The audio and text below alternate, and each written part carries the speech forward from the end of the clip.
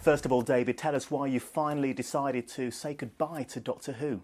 Well, I think when I first started back in 2005, I always thought that if it worked out, 3 years would be about the right time, the right amount of time to do 3 years, 3 series, which I did and I loved and I had a great time. And then there was the possibility of doing a few more, doing a few specials, which will see us through next year. So that was sort of too hard to turn down, really. And then, you know, I just had to start thinking about, was this the right time to move on? And Russell T Davies is leaving, and Julie Gardner, the executive producer, are leaving. And my connection to the show had always been very linked to them. We did Casanova together, which was a BBC drama that really led to me doing Doctor Who. So that became a kind of natural stepping off point for me. What became very difficult is then when it was announced that Stephen Moffat was taking over as the showrunner on Doctor Who, because I'm such a fan of his. He's such a great writer. He's written such amazing stories for me in Doctor Who already, that the prospect of hanging around for a while and enjoying working with him on it was sorely tempting and very nearly changed my mind again. But I thought, no, hang on, this is what I always thought I would do. This feels about right. And the show's doing well, and people seem to like it, and I think it's better to go when there's a chance that people might miss you than to hang around and outstay your welcome, I think. So what's your message to fans about all this? Well, do you know, I remember when I was a kid and I loved Doctor Who and grew up with it. For me, the most exciting time was when the Doctor changed, you know, because suddenly this hero who can never die, you know he's going to die, you know he's on his way out, you know something terrible is going to happen. It's very exciting. And then you've got this whole new character to look forward to and wonder about, and it's very exciting, and it's part of what makes Doctor Who so great, the fact that it can renew itself and that it kind of lives off that rejuvenation, both in story terms and in terms of the programme itself. So I think it's exciting. I'm excited as a viewer to see what happens next. Has Russell T Davies given you any hints about your exit or any final lines you might be saying? No, he hasn't. I do not know what he's thinking about. I don't even know what we're doing for the first special yet. So I hope he's thinking about it long and hard, but I don't know what it's going to be. But Russell being Russell, I'm sure it will be a send-off to be proud. What are your memories of the last 3.5 years of Doctor Who? Oh, it's been the most extraordinary time. It's been a bewildering, life-changing time. Very exciting and just so much fun. It's such a great show to work on. And again, I think that's one of the reasons I think it's right to take a sort of deep breath and bow out when it's still fun, when it's a novelty, when it still feels like something. It needs, I think, Doctor Who needs an energy and an enthusiasm, and I think to serve it properly, you've got to be full of excitement about it, which I still am, and I don't want it ever to feel like a job. So I want to move on when it still feels exciting and new and fresh, and that means I'll miss it. You know, I'm not. You know, in some ways I could go on forever, really. You know, it would be very easy to still be here when I'm 42, and people are going, how long is he staying for? So it's been the most fantastic time working on this show, and I will have such great memories, and all the people who work on the show down in Cardiff, the enthusiasm that everyone has for it, and the lack of cynicism on set. You know, that's remarkably rare in television, and it's been a real pleasure to be involved with. And I'm delighted I've got another year to go. You know, I'll be eating it up all the more now. When that year's over, what do you think you'll actually miss the most? I think I'll miss the people, all the people who work on the show. I'll miss Russell's fantastic script and of all the other writers who work on it. And I'll miss playing this character. I mean, I don't think there's a better character on television, really. He gets to be everything, you know. He gets to be funny and intense, and he's a hero, but he's also a bit of a clown, and he's an anarchist, but he's strong and dependable and crazy and like Mercury one minute and like Steel the next, and to get the chance to play all those things, you know, 45 minutes on a Saturday night is I'll miss that, I'm sure. As an actor, what's it going to be like for you in the future? Do you think you'll always be known as Doctor Who?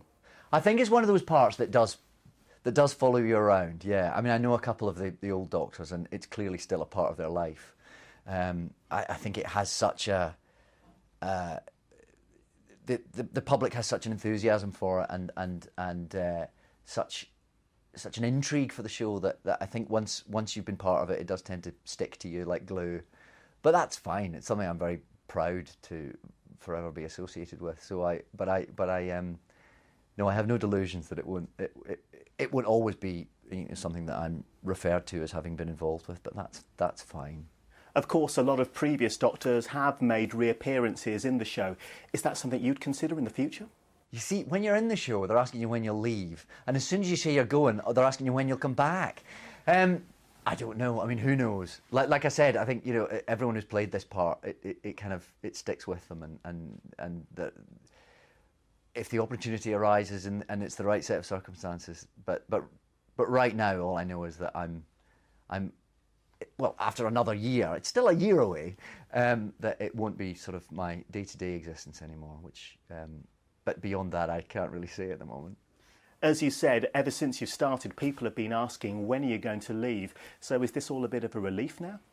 Oh, it's funny. I was just just talking to Julie Gardner, our executive producer, before I came in here, and I said, it's all a bit real, this. We're going to actually talk about moving on. There's no going back now. So I don't know. I suppose it'll be a relief to stop having to field questions about when I'm leaving, because I've been doing that for the last 3.5 years.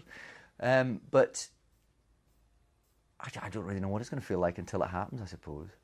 It's been such a big part of my life. It's one of those. It's an all-consuming job, and it'll feel very different to move away from it.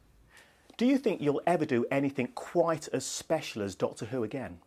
It's difficult to know, isn't it? I mean, I think the cross-generational, cross-cultural appeal of Doctor Who is pretty unique. I can't think of anything else that has fans who are 7 and 70 in almost equal measure. And it's difficult to think what else one might do that could rival that. I mean, I hope I'll do things that will be as exciting and as thrilling artistically and professionally, obviously. But I think Doctor Who is pretty unique. And I don't know, perhaps nothing else will rival quite the sort of combination of experiences that it brings, which is another reason why I'm very privileged to have been involved at all, really. How has Doctor Who changed your life? It must have had a lot of great positives, but also some negatives. Well, yeah, I mean, obviously the great positive is I get to be in this show that I'm desperately proud of, and I get to work on these great scripts, and I get to play this incredible character.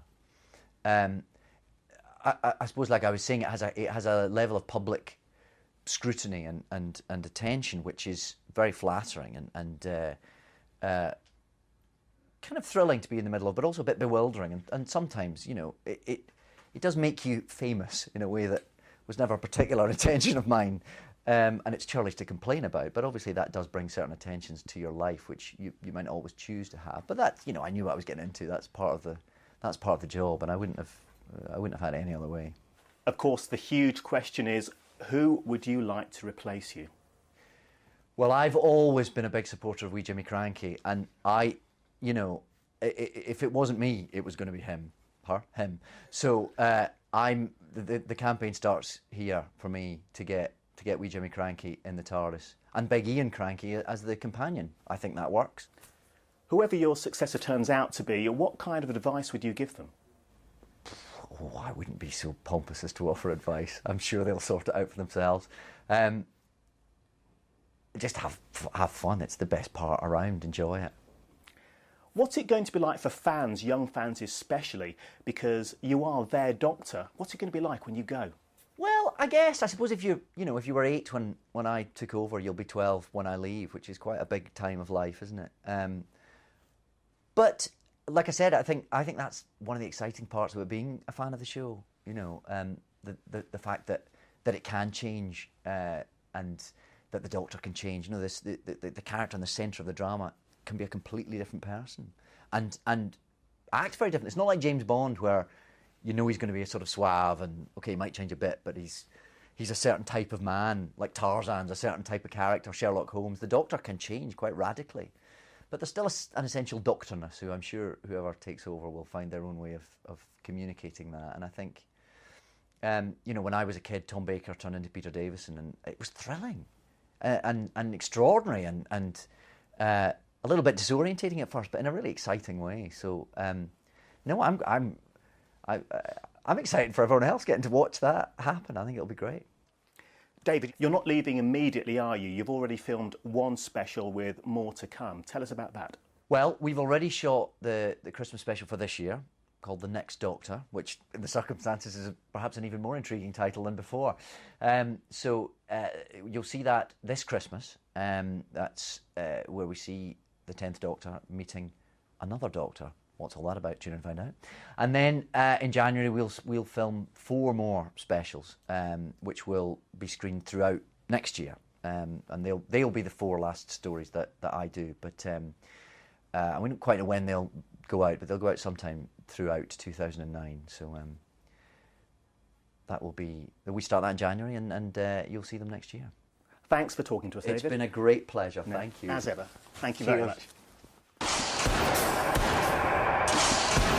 What day is this? Christmas Eve, sir. 1851, sir. Nice year. This creature came out of the shadows. A man made of metal. What manner of men are they?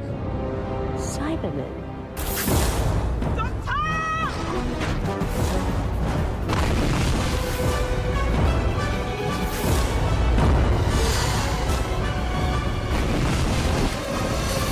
Monstrous witch. Merry Christmas to you too.